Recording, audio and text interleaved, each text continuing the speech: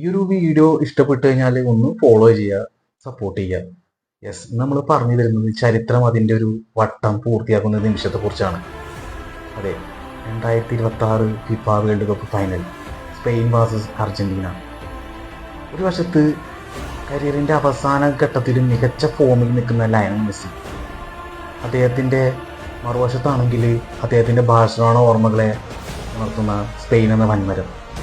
നിങ്ങൾക്കറിയാം, ബാഴ്സലോണയുടെ ലാമാസിയോട് വളർന്ന് സ്പാനിഷ് മണ്ണിൽ പന്ത് തട്ടി ലോക രാജാവായ ലയണൽ മെസ്സിയെ കുറിച്ച് നമുക്കറിയാം. അദ്ദേഹത്തിൻ്റെ ആ ഒരു സ്പെയിൻ എന്ന രാജ്യം അദ്ദേഹത്തിന് എത്ര പ്രിയപ്പെട്ടതാണെന്ന് നമുക്കറിയാം. ഒരു സമയത്ത് സ്പെയിൻ എന്ന രാജ്യത്തിന് വേണ്ടി കളിക്കാൻ വരെ മെസ്സിക്ക് ഒരു അവസരം ഉണ്ടായിരുന്നു. പക്ഷേ മെസ്സി തിരഞ്ഞെടുത്തത് സ്വന്തം ജന്മനാടായ അർജന്റീനയാണ്. ആ ഒരു ചരിത്രം മെസ്സിക്കുണ്ട്.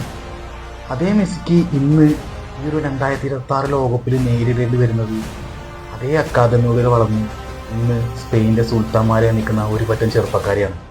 അതിലെടുത്ത് പറയേണ്ടത് Lamine Yamal, Rodri, Pedri, Dani Olmo, Cubarsi എന്നീ ഒരു പറ്റം മികച്ച യുവനിരയുള്ള സ്പെയിനിനെതിരെ മത്സരിക്കുമ്പോൾ ഈ ഒരു മത്സരം കനക്കുന്നത് യാതൊരുവിധ സംശയമില്ല. ഈ ഒരു മത്സരത്തെ ഗുരു ശിഷ്യന്മാർ പോരാട്ടം വേണമെങ്കിൽ നമുക്ക് വിശേഷിപ്പിക്കാൻ പറ്റും.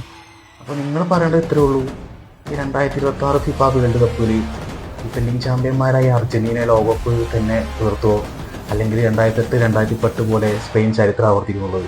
ആസ് എ അർജന്റീന ഫാൻ എനിക്ക് അർജന്റീന കപ്പ് ഉയർത്തുന്നത് തന്നെയാണ്. കമൻറ്റ് ബോക്സിൽ നിങ്ങൾ നിങ്ങളുടെ അഭിപ്രായം പറയുക. വീഡിയോ ഇഷ്ടപ്പെട്ടാൽ ഒന്ന് സപ്പോർട്ട് ചെയ്യുക, കൂടെ നിൽക്കുക. Okay bye.